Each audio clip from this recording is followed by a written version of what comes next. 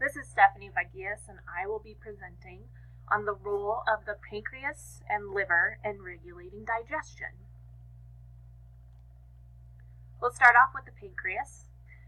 It is located under the stomach, near the liver and the spleen, and it has two main functions.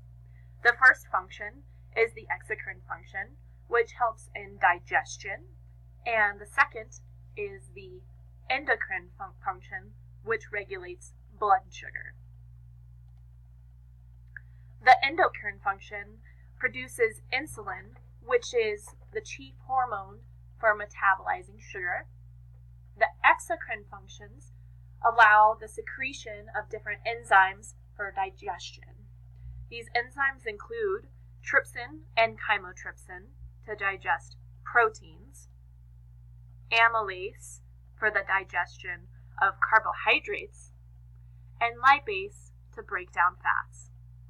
When food enters the stomach, these pancreatic juices are released into a system of ducts that make the main pancreatic duct, shown here, which flow down to the common bile duct, in which the two meet up at the ampulla of Vater.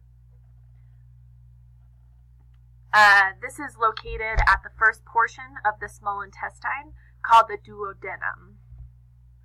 The common bile duct originates in the liver and the gallbladder, which is shown here, and produces another important digestive juice called bile.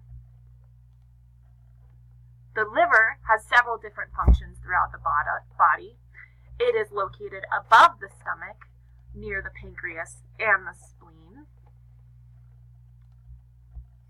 And its digestion functions include: it produces bile, which helps carry away waste and break down fats in the small intestine. It produces cholesterol to carry fats throughout the body, and it stores and releases glucose as needed. It also converts ammonia to urea, which is one of the end products of protein metabolism and is excreted in the urine. It takes nutrients absorbed by the small intestine and converts it to chemicals needed by the body, and has several different other functions that can help with blood clotting, clearing the blood of drugs, and resisting infections. Overall, the liver and the pancreas are two important organs of the digestive system,